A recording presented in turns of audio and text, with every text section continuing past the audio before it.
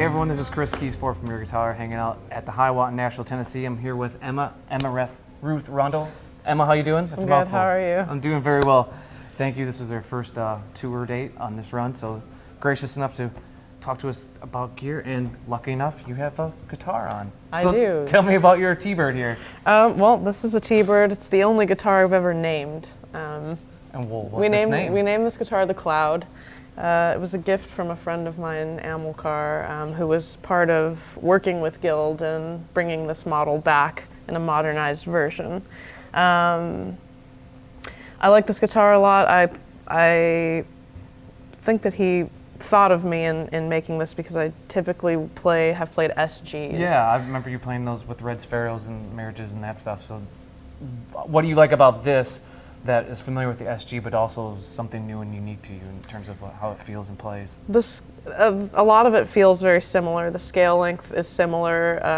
The radius is even less. You know, it's more of a flat radius on the fretboard with this guitar, which I really like a lot. I don't like radius very much. So yeah, the scale length, the radius, the fact that it's kind of this, you know, darker sounding humbucker tone.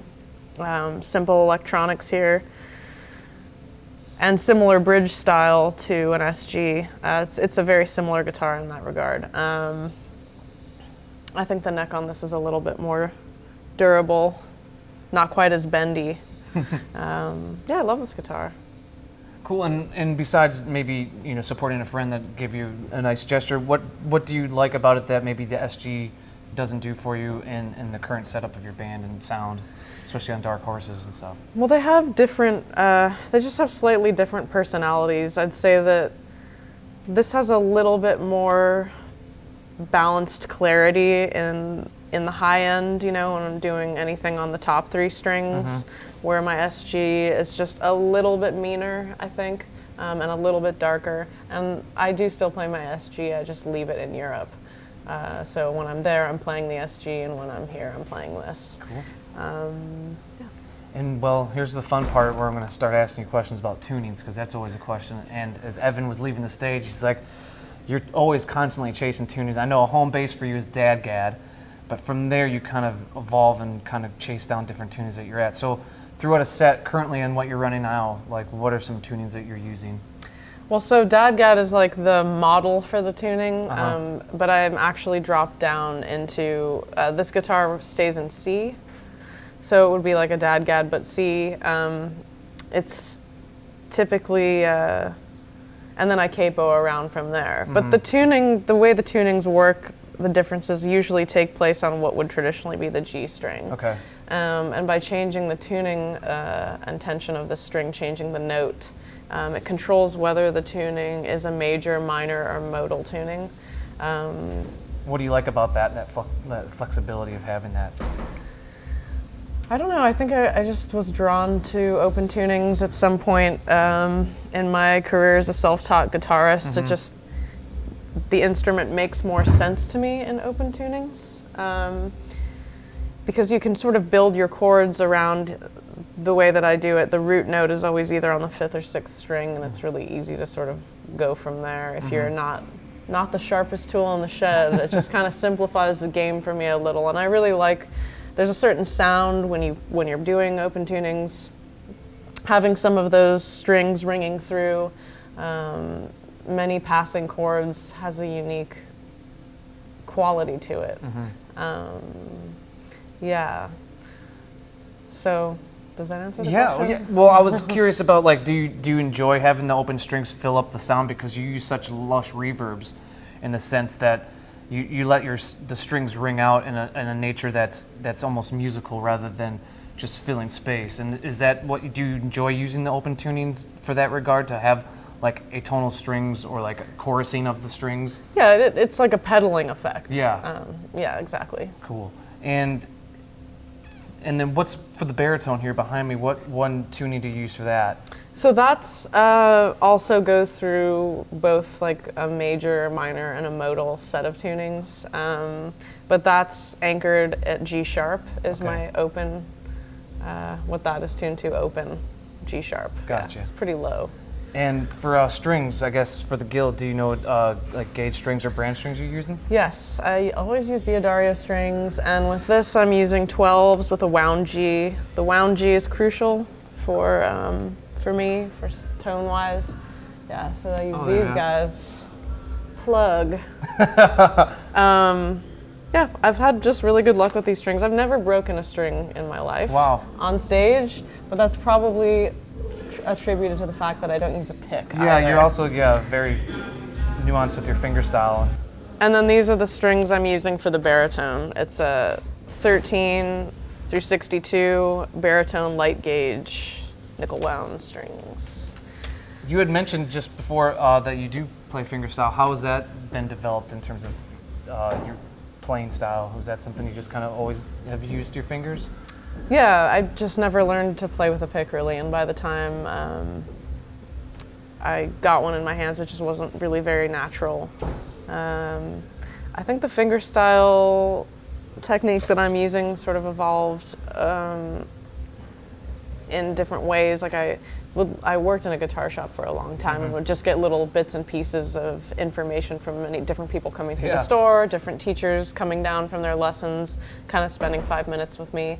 I took, like I'd say it was between like maybe playing and reading some banjo rolls. Like that definitely influenced and informed my fingerstyle, and then doing some classical guitar stuff there too, which is where I actually learned to use the nylon nails, the press-on nails, over my actual nails to get a better tone. I do notice you still strum too. Like Yeah, you have still a pick. strum. I guess I do kind of use the index nail much like you would use a pick. Yeah. That's just all your own style, so that's cool. And you got, just like Evan, you're running 2 amps. You got the stereo set up. We've got the stereo situation going here with the jazz chorus, the Roland jazz chorus, the JC120, and then that little Fender combo over there. How did you land on that combination of the two, the Fender Roland 1-2 punch? Well, I think that having, a solid state and a tube amp, like you get a little bit of both worlds. For the super low tunings that I do, something like a jazz chorus just works really well. It communicates the low frequencies clearly without breaking up. You get that super clean sound from that. That's not like harsh the way that, like, I don't know. It has this kind of honest sound to it. Yes, so that's why I have that. And then the other amp I actually bought from Evan's brother, and I'm not too crazy about that amp. I think that I need something that has like 4 10s in it, because it just breaks up a little bit too much. But you get with too much too soon. You get the color with the tube breakup.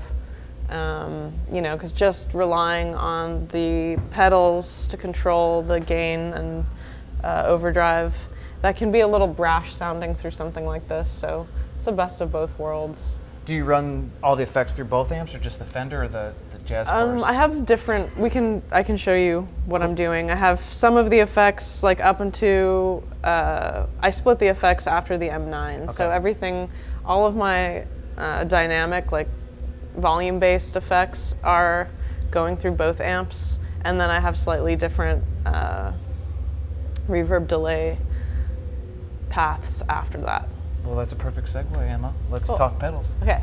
All right, Emma, you're so kind. You even put on the baritone, so that's cool. But there's a cool story behind this before we hear sounds from your pedal board. Yeah, well, okay, so this is the second. I have 2 of these guitars. Again, one of them lives in Europe, but and I was turned on to this specific guitar, and this is the Fender Jaguar Special HH baritone by a bandmate of mine, Paris Pat, many years ago. He had one of these, and it just sounded incredible. So I lusted after the guitar. Fender stopped making them. They're very difficult to find, and it's been this sort of like ongoing crusade. I'm always looking for them. Yeah. On Marriages was on a tour in Arizona, and somebody connected me with this guy that was selling one on eBay, but he was in Tucson, I think is where it was. Anyway, I wrote to him. He took it offline. He brought it to the show, sold it to me there. This is the second one I have, and I got this one from a fan recently who reached out to me on Twitter and wrote this really sweet, lovely note saying that they got the guitar because they read about me playing it, but that they hadn't played it a lot, and they thought it would be a good place if I could have the guitar that they'd feel okay about it. It's a good home. Yes, so they sold it to me. Anyway, it's been very sweet being united with these unusual, hard to find guitars through the fans. I did have to do a little rewiring on this, and as a result, this pickup switch is actually backwards, so this is my neck pickup, not my bridge pickup. I don't use the bridge. What caused that? When I opened it up and I soldered it, I was using the old wiring in there, and resoldering it just wasn't long enough. If I could go in there with some fresh wire and solder, I could fix it, but it was like the couple days before tour, and it works. Yeah, no, you're good. I'm always trying to throw people off. Is that what it is? Putting things on upside down. No, but yeah. Cool. Well, let's dive into this pedal board. I want to hear how this big bad boy can growl. Okay. What do you want to hear first? Well, I guess we could start with the Palisades. Let's start with that, just because I want to hear how that gets through that. Okay. And like maybe in a context of like when you kick on the Palisades with the baritone. Is there any song specific? For sure. Well, I use the Palisades for almost every song that has a heavy section.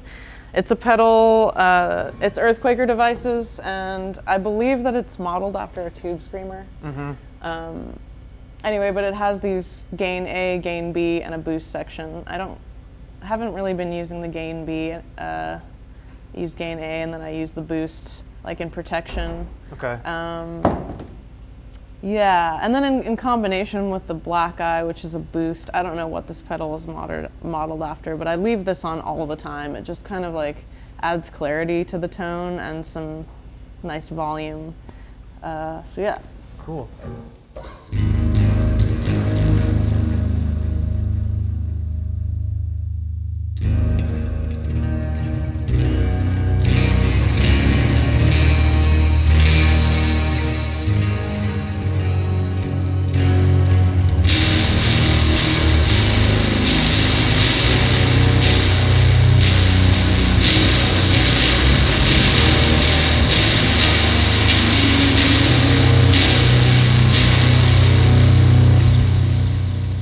A super thick, super heavy But it stays overdrive. Tight. It stays pretty tight with the baritone. Sometimes, distortion pedals or dirt boxes with the baritone, it's already really loud and rumbly. That still keeps it the low end. Yeah, and there's a integrity to the note value, like the tone of the note that remains.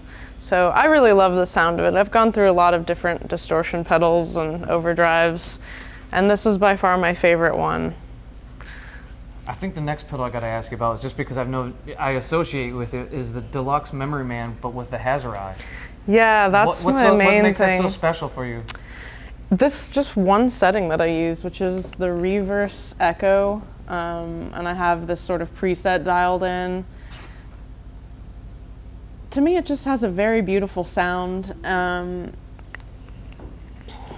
It's unique. It's very instrumental for me in creating like a vibe and creating, filling out a space. So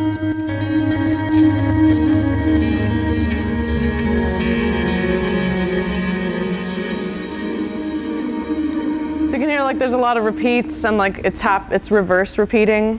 And I think it just creates a dreamy atmosphere. It's probably my favorite pedal. Like if I could leave with just a couple pedals, and the Memory Man. That would be the one. Yeah. I've had like 4 or 5 of them. Before we go any further, I mentioned that you have your initials on all the pedals, and that was something your dad taught you, right? Yeah, I mean, you got to put your name on your tools, if they get stolen. It's a smart move. Like, that's mine.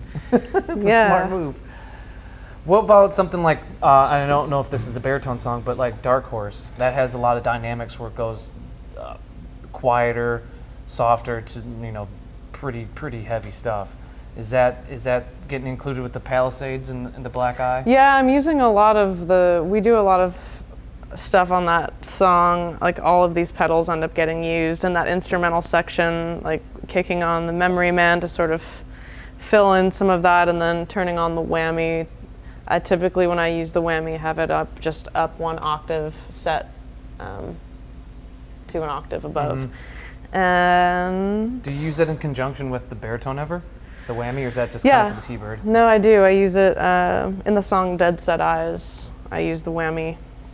I would love to hear it. Yeah. Just to hear it through the baritone. I don't know if I've ever heard a whammy through a baritone. I mean, I don't do a lot of the like crazy squealy sounds, but just the octave up even. Sure.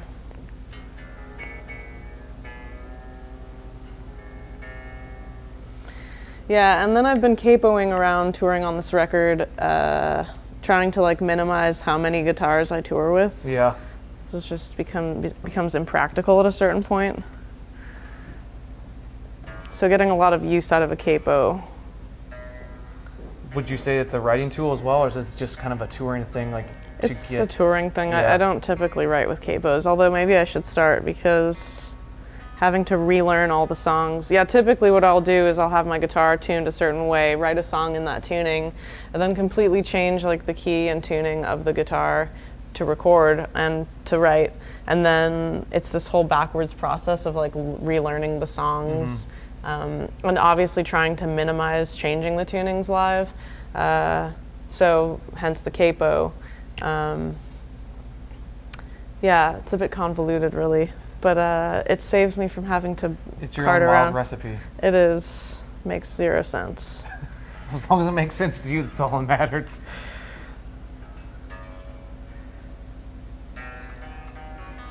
So yeah, this is probably the most extreme tone that I will have in the set, is the combination of the whammy, the black eye, the Palisades, and then these 3 things just are constant. That's the context I have. So everything runs into the M9, okay. And then I split it from there into the stereo situation where I'm going out into the context to the Fender, and that's just a reverb pedal. That's a Red Panda. Mm-hmm.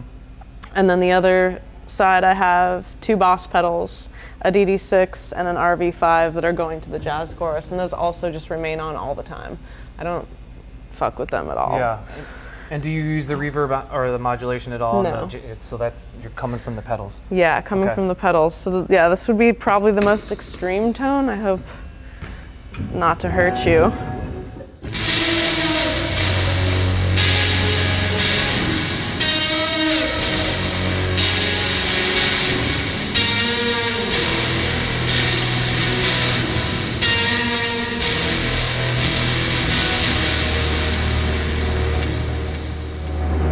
Yeah, so it's kind of a little bit of almost like a My Bloody Valentine kind of vibe.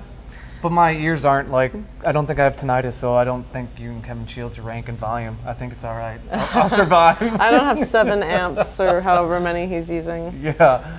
Sadly, I would love to. But yeah, so that's a sound. And then with the line 6, is that just kind of for more modulation and delays, or is there anything specific that's doing? So the line 6, I'm using the line 6 for everything that the DL4 was before this. So this line 6 M9 sort of combines all of those similarly sized effects units. And I use it I love this pedal for many reasons, and I've tried to get away from it because it takes up a lot of real estate, and I've had some strange issues with it, especially overseas with the power. Mm-hmm. This pedal is great. It's so easy to use because I love having a tap tempo. It's crucial for me to have a delay. Like, while I do like to leave these delays sort of set more ambiguously, just adding textures, I do love and need to have a tap tempo. And so I have 2 delays on this one. I've got a ping pong going. Okay. And again, this is a stereo, so we're going between the 2 amps. And then I have a digital delay. And I love that you can kind of just very quickly change the note value, and you can EQ your delays. And I'm mostly using this for a delay. Like, I have in a pinch on tours before if some other pedals malfunction. You know, it has everything. It has reverbs, in Marriages, I used it a lot more for more modulated sounds, chorus and tremolo and stuff. In this project, I haven't really been using that kind of modulation. And then if you hold down the tap, it switches over into the looping section, which I use this live as well. And it's, again, just very much like the DL4, where it does the halftime, the reverse. You can do all kinds of loops. And it's easily controlled by foot, which is crucial when you don't want to put your bend down to, mess with your pedals. Are you and Evan ping-ponging at the same time ever, or is it kind of like, It's never synced up. Gotcha. If it ever happened that way, it would be a coincidence. It would be like your gear had like a self-realization and start taking over. Yeah. The last thing I wanted to ask you about, Emma, is you run in-ears, which isn't uncommon, but you run just your vocals, right? Yeah, it's just the vocal, and I just have it in my right ear.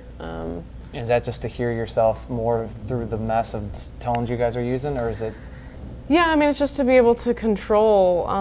I think it sort of originated, I was using a Bluetooth 100 microphone, which was kind of tricky, and I wasn't ever able to get enough of it in the monitor. And we're not like the loudest band on earth, but it is loud.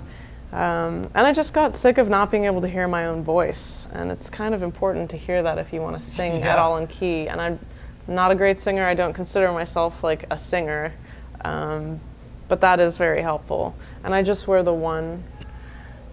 It's better to not use it at all. Like, I do think that having the in-ears kind of can interfere with the vibe, you know? I can't hear my guitars as well. Yeah. And you don't necessarily feel as in it. Again, I don't have a whole mix going. I control it myself. But yeah. Cool, Emma. Thank you so much. We're going to talk to Okay. Evan right now. Thank you. For sure. Thank you. All right, other side of the stage, or I guess a little further left. Evan, how you doing? Great. Dude, thank you so much. Not familiar, Evan obviously is with Emma, but he's also Young Widows, so I'll start there. I'm familiar with that being a Tele band, Tele neck pickup guy. Yeah. So what brings you to the Coronado land? The Coronado was the closest instrument I could find that sounded like an acoustic guitar that you could get as loud as possible.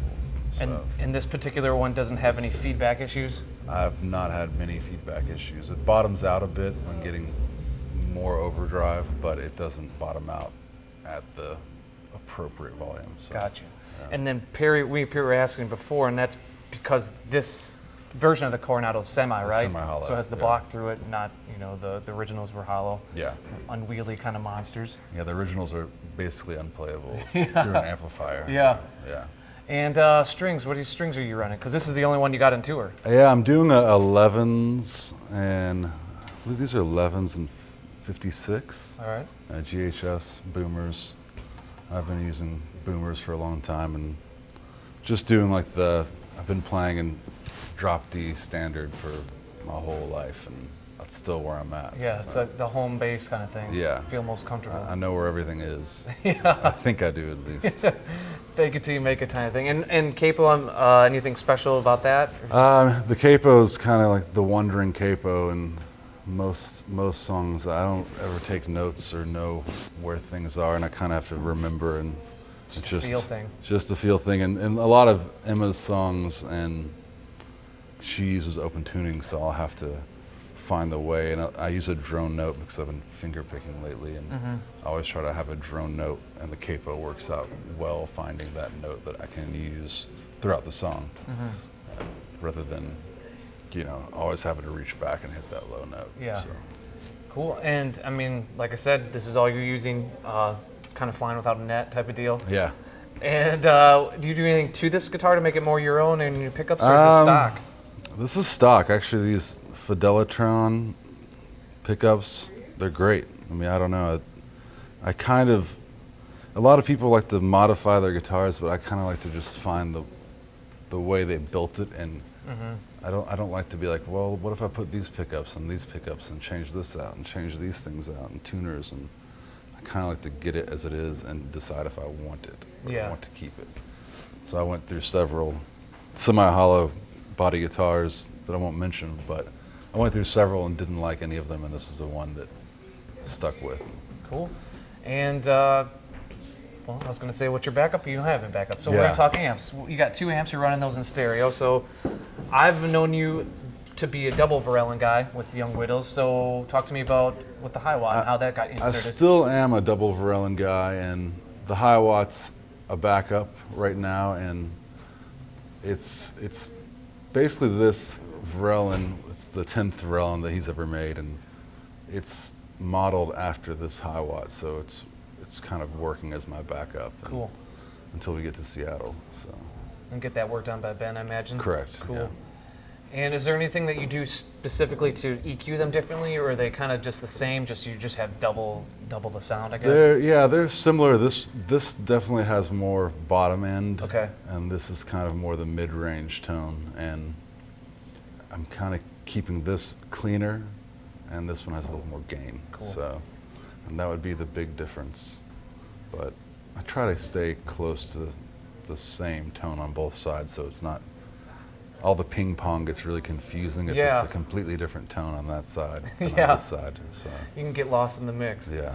And well, we're breezing right through. Got the pedal board. I want to know. I'll just jump right into it. Song protection. I know you play slide on that. Mm-hmm. What is kind of there's like a real gritty slide tone that you have in there. So I just love to know what the combination there. That's a wild combination because I believe it's the context, Red Panda, and the Line 6 DL4, and a ping pong DL4, so it's really long. And then, actually, I'm trying to think of how to even play that song. It's hard to play a song without playing the song with everyone else, but it's, and then I use the Raster that kind of does this long trailing backwards reverb. All right. It's, I can kind of show how that works, but on its own, it just sounds like, and then with all the ping pong, it's like, it's barely really noticeable, but it keeps on adding texture. And the, let me see if I can find the slide. Yeah, while you're digging it out, what slide do you have like a specific slide you go after, like a glass or Pyrex? I use the brass. I use the Dunlop old steady steel. Yeah. It's I've gone through a couple different brass ones, but this is the one that's easiest to find. And honestly, I don't know much about playing slide guitar. It's just kind of contextual thing? Yeah, it was just one of those things, I guess, early on with playing guitar. I'd always loved slide players, but I didn't, I never really kind of dipped too much into finding the right slide. It was just which one fit my finger and didn't fly off. So, and then so back to all this for protection. It's the Mxr Micro Amp and the Voyager made by Walrus. Yeah, out of Oklahoma. So it's when it's going, it's like.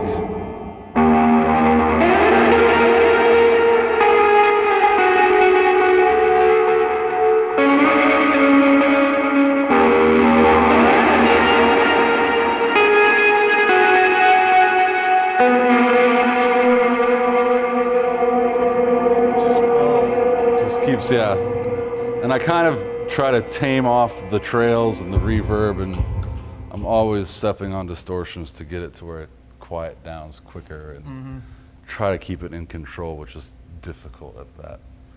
Have you messed around with using the volume pedal for that, kind of like a quicker snap on the trails? I have. I kind of just don't feel like lugging it around. Like that's like the volume. thing. Yeah, the volume pedal is one of those things that I always like. I've used them in my life, and then I'm like, I don't need that. I'll just use my knob. And that's most of the swells, and in Emma's set, I use the volume knob. So that's that song particular part. And walk me through the rest of your pedals and kind of how you're using them. I mean, that was just a jumping off point for me as a fan knowing that song. Well, this is first I'm going into the Red Panda Mixer, which is a 3-input. Basically like a mixing board, but it's just volumes for each thing you run into each input. So I use that because in the next set, doing JJL, I use the synthesizer, and I can control the maximum volume of the synthesizer with that pedal. And it's nice. I can actually, there's been times when I actually played with like a thumb piano through that pedal as well. Wow. Yeah. It's versatile. So then the tuner and the context. And this, you know, I kind of go back and forth between the settings. This has been my favorite reverb pedal that I've found in recent history. That's, you know, the only thing that I would say, I would love if they made a foot switch for the pedal and you could just switch through the settings. Oh, rather than having to do the dial? Yeah, rather than having to reach down. And I'm kind of tall, so from here to the floor. It's a long trip. It's a long trip. What is like a favorite setting you have on the context or something that you're normally using? I generally use the room or the cathedral. Okay. And those two, just so I don't have to do too much knob twisting and change my settings just beyond the actual sound. Those would be the two go-to. And then the Voyager, and I've been using that with Young Widows for a very long time, since Brady, who actually does Old Blood Noise endeavors, is the guy who hooked me up with this pedal, and he was working for Walrus at the time and then broke off and started Old Blood Noise endeavors. And that one, something about the tone knob on it, like it just has this nasty mid-range that never cuts into feeding back. Is it like an overdrive, or like would you say it's more of a distortion? It's an overdrive. Okay. Yeah. And then I was using this, but they broke it on a flight on the way back, and I have yet to take it off my board because I want to ship it to them. And that's the XS, which I played on Emma's record, and it's a chorus and delay distortion. So it's pretty wild. Yeah, I bet you can get some crazy sounds out of that. I got a sound with this that I was using on almost every single song, and it was upsetting to lose it while in Europe or arriving. You know, and it's just one of those things. It's just, you know, the little tiny toggle switch got pushed in. And then And that's it. sinks the ship. Yep.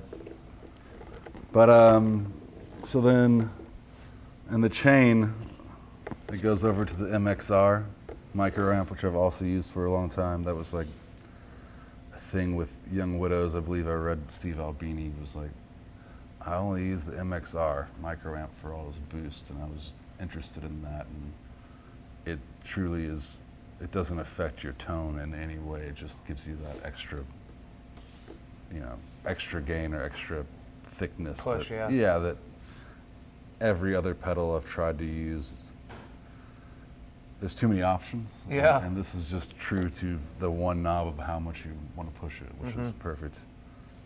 And then we go to the Red Panda Raster, which is, all of their pedals are like they're kind of out of this world. Like they're kind of hard to get a grip on what they do and how to control it. And this one has just been the one that I've been using a lot throughout JJL and Young Widows and Emma's sets. And the beyond the backwards reverb sound, it does a pitch shift. When you step on this, which is kind of like, makes me think of like Charlie and the Chocolate Factory or something. It just sends you off into some psychedelic, colorful world. And is there a part in the set or a song that you use that pitch shifting on? I used it in the JJL set on the song As Soon as Night. I only use it for a short period of time because it's pretty difficult to sing to. Because, you know, to find the right range and all that pitch shifting, it's complicated. And I use it in a couple parts in the JJL set. And then I go to the head rush, which I mostly use in Emma's sets between songs, just kind of Fill space. Yeah, fill some space and add textures. And JJL and Young Widows, I use it a lot for sampling, like the song Old Skin and As Soon as Night, and there's a couple JJL songs. But I've been using that also. I used to have two of those with Young Widows. Yeah, I remember seeing one was really fuck up. Yeah. Real gnarly looking. I lost one of them probably 3 years ago. Then while JJ was recording a record, I lost the other one and got a new one, which I honestly think this is a better pedal because you can use the delays and you can select through the delays by stepping on both at the same So you time. can cycle through them. Yeah. Even though I don't really do that, so I just keep it on loop just in case. Just in case you break a string and you got to make it look like you're still playing or something, you know? Safety nets, since you don't have any backups. Right, right. So then we go to, this is an old, just fucked up, gnarly AB box that I've probably gone through 20 AB boxes from Morley. Damn. And my brother's old band, Coliseum, this one I believe belonged to him at one point because there's a sticker of his on it for his band. So it was in a bag of pedals and I pulled it out and needed one because my other AB broke and this one still worked.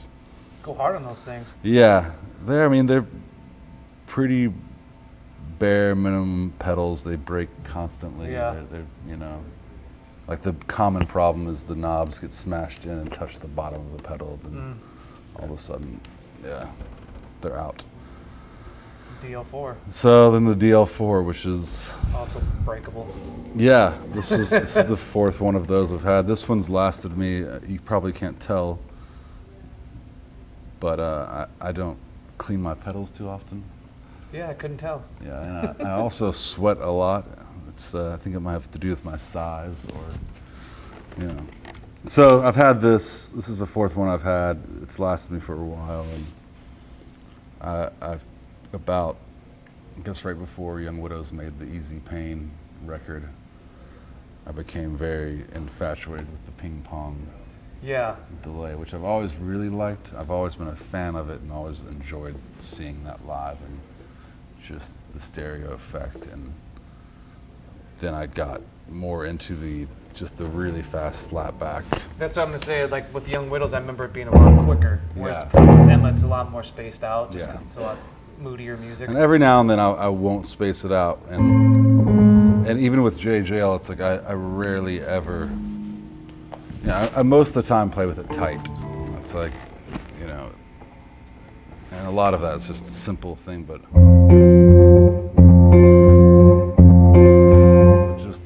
it adds, you know, it adds a lot because without it, it's, you know, it just doesn't have the same thickness. And yeah, the first song on the Easy Pain Young Widows record is just me hitting my strings with all the distortion pedals on at once, and you know, it kind of just shattering. Like it just makes me think of, you know, throwing a brick through a window. And that's a sound that's hard to get with a guitar. Right? You know? Yeah.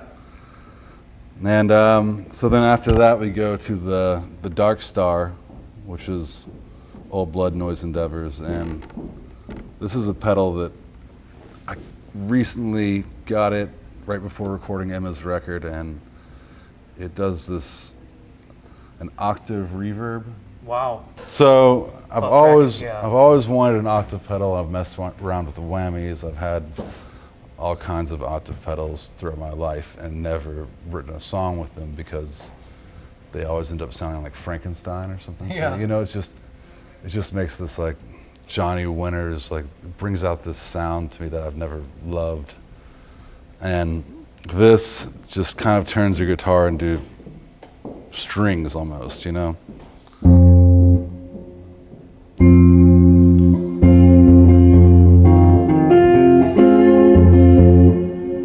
And I keep that only on stage right. And that's the only effect that I have that is solely on stage right. Is that just to keep it out of your ears directly for like singing and kind of in tune? Yeah.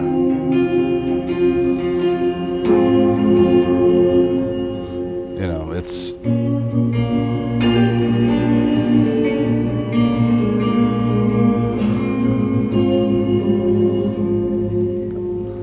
it's a nice warm sound that isn't offensive in the. Yeah, I was gonna say it's subtle, but it's still there. You can hear it, Yeah. especially in the trails. Actually kind of sounds out of tune right now, so. That's the other wild thing, is to get this in tune, you have to tune it, you know. like you're tuning, yeah. Like a synthesizer.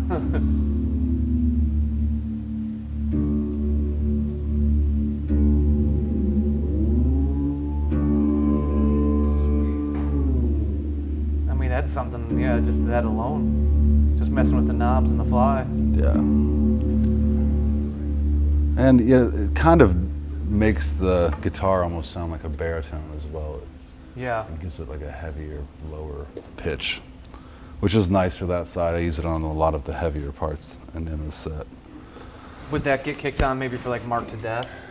Or Mark for Death? It actually, I don't use it in that song just because I didn't kind of collaborate with Emma on writing that song. That was like a post us working together and making, you know, On Dark Horses. So I don't use that on any of the older songs. Gotcha. Yeah. Cool. And that's basically it. Well, Evan, appreciate it. Yeah. Dirty. Yes. Very, very dirty. Yeah. Dirty sounding, thank you so Yeah. much. It's Chris Kies for Premier Guitar. Hey everybody, thanks for watching the latest rig rundown. Guess what? Every week we upload a brand new rig rundown to premierguitar.com a full week before it's available here on YouTube. So to get your gear fix as soon as humanly possible, go to premierguitar.com/rig rundown. And while you're there, be sure to sign up to get an email notification so you're the first to know as soon as each week's new rig rundown is available. Cheers, see you soon.